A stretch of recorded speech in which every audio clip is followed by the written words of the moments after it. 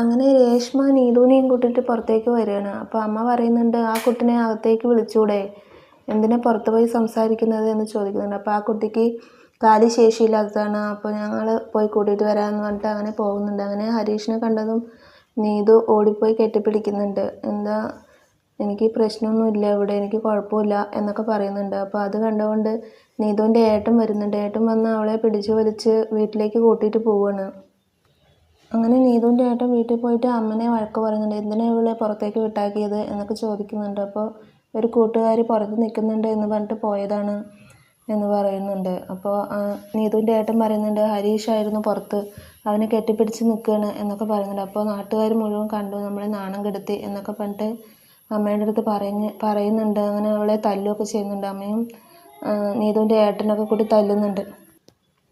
തിരിച്ച് നീതു ഏട്ടനോടും പറയുന്നുണ്ട്, ഒരു പെണ്ണിനെ വഴിയിൽ വെച്ച് അപമാനിച്ചില്ലേ, അതുപോലെയൊന്നും ഞാൻ ചെയ്തില്ലല്ലോ എന്ന് പറഞ്ഞിട്ട് പറയുന്നുണ്ട്. അപ്പോൾ അമ്മ പറയുന്നുണ്ട്, അവന് ഒരിക്കലും കല്യാണം കഴിച്ച് തരില്ല നിനക്ക്, ഒന്നില്ലെങ്കിൽ നീ ഇവിടെ നിൽക്കണം അവനെ മറന്നിട്ട്, അല്ലെങ്കിൽ നീ ഇവിടെ നിന്ന് ഇറങ്ങിപ്പോകണം എന്നൊക്കെ പറയുന്നുണ്ട്. അങ്ങനെ അവൾ അത് കേട്ടതും അങ്ങനെ ബാഗ് എടുത്തിട്ട് അവിടെ നിന്ന് ഇറങ്ങുകയാണ്.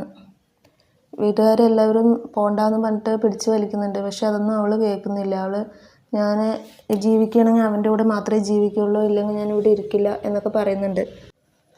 അച്ഛനും പറയുന്നുണ്ട്, നീ ആ വീട്ടിൽ പോയി സന്തോഷമായിട്ട് ഇരിക്കില്ല എന്നൊക്കെ പറയുന്നുണ്ട്. അപ്പോൾ അച്ഛനുള്ള അഭിപ്രായമല്ല എനിക്ക്, ഞാൻ അവിടെ സന്തോഷമായിട്ട് തന്നെ ഇരിക്കും, നിങ്ങൾ കണ്ടോ എന്നൊക്കെ പറഞ്ഞിട്ട് അവൾ അങ്ങനെ ഇറങ്ങി പോകുന്നുണ്ട്.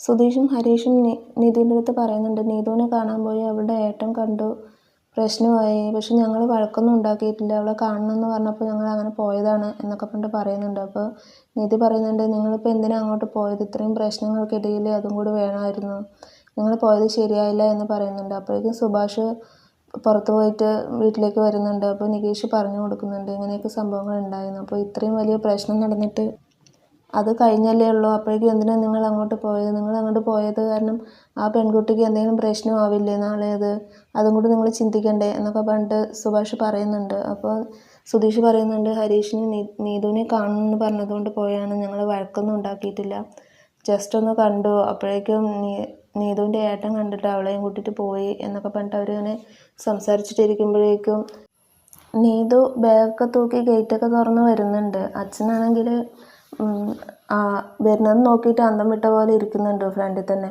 അങ്ങനെ ഞങ്ങൾ അകത്ത് കയറി ഒരു ബെഞ്ചിൽ പോയി ബാഗൊക്കെ വെച്ചിട്ട് ഇങ്ങനെ ഇരിക്കുന്നുണ്ട്. അപ്പോൾ എല്ലാവരും ചോദിക്കുന്നുണ്ട്, എന്താണ്, എന്തെങ്കിലും പ്രശ്നമായോ, എന്താണ് ഇങ്ങനെ വന്നിരിക്കുന്നത് എന്നൊക്കെ ചോദിക്കുന്നുണ്ട്. അപ്പോൾ അവൾ പറഞ്ഞു, അച്ഛൻ 2 ഓപ്ഷൻ തന്നു, ഒന്നില്ലെങ്കിൽ ഹരീഷിനെ മറന്ന് ഇവിടെ ഇരിക്കുക, അല്ലെങ്കിൽ വീട് വിട്ട് ഇറങ്ങുകയെന്ന് പറഞ്ഞു. അപ്പോൾ ഞാൻ 2ാമത്തെ ഓപ്ഷൻ തിരഞ്ഞെടുത്തു, എനിക്ക് ഹരീഷിനില്ലാതെ പറ്റില്ല, അപ്പോൾ ഞാൻ അവിടെ നിന്ന് ഇറങ്ങി വന്നു എന്ന് പറയുന്നുണ്ട്.